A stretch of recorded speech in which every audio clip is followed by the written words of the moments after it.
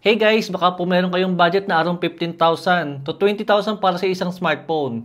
Ito po yung 5 smartphone guys, baka isa po dito yung magustuhan nyo.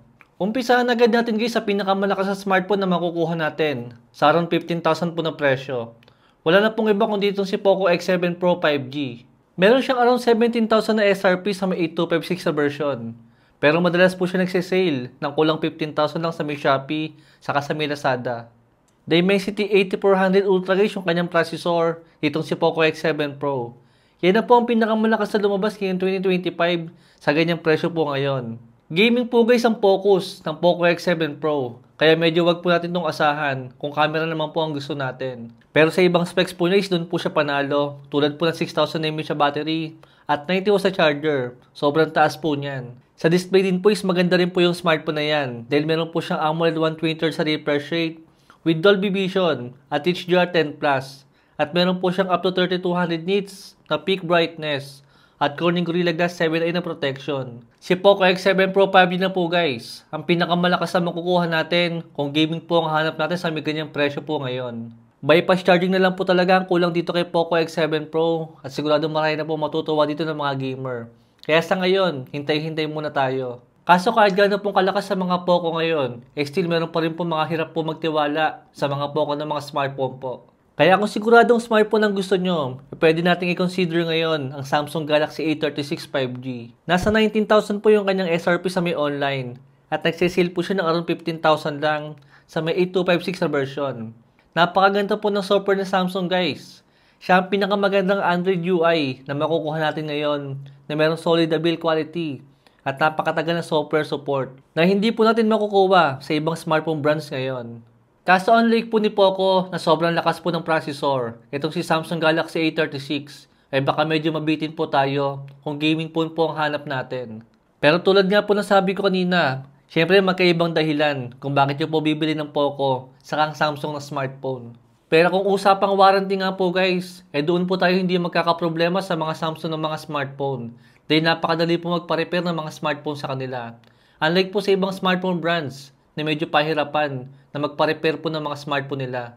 Yan po ang isang dahilan kung bakit po mahal si Samsung compare po sa ibang smartphone brands. Kung gusto mo naman ng smartphone na mas malakas po kay Samsung, pero gusto nyo rin po ng mga pagkakatiwala ng smartphone brands, I think maganda po i-consider ngayon itong si Realme 14 5G. 17,000 po yung kanyang SRP, pero nakasale po siya ngayon ng around 14,000 lang sa may TikTok. Mas malakas po yung processor ni Realme compare kay Samsung. Dahil naka-Snapdragon 6 Gen 4 itong si Realme. Compare po kay Samsung na meron Snapdragon 6 Gen 3 lang.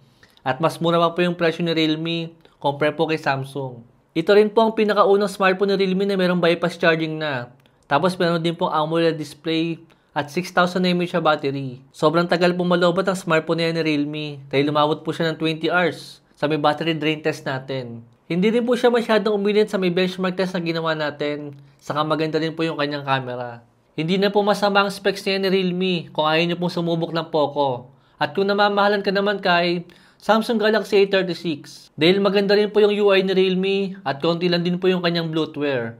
Saka sigurado rin po ang Android update dyan kay Realme. Dahil nagbibigay po siya ng at least 2 years Android update. Kung discounted na smartphone naman guys ang hinahanap natin sa may around 15,000 na presyo or mas mababa pa, magandang i-consider po ngayon ang Galaxy A55 5G. Dahil nagre-range po siya ng around 15,000. Minsan guys mas mababa pa kung makukuha po natin siya sa may second hand. Ngayon lang po ulit ako nakapag-review ng mga Samsung na mga smartphone. At every time po na makakagamit ako ng Samsung, talaga na-amaze po ako kung gaano kaganda yung mga smartphone nila. Hindi man masyado aggressive yung kanilang design. Tulad nila Poco sa kanila Realme. Dahil sobrang simple lang po ng design ni Samsung dito. Pero yun po yung dahilan kung bakit po ako sobrang gandang-ganda sa kanya.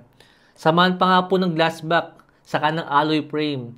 Dahil nga napaka-premium po niyang hawakan. Still malakas naman itong si Samsung compare po kila Vivo, kila Oppo, at kila Huawei. Pagdating po sa may gaming.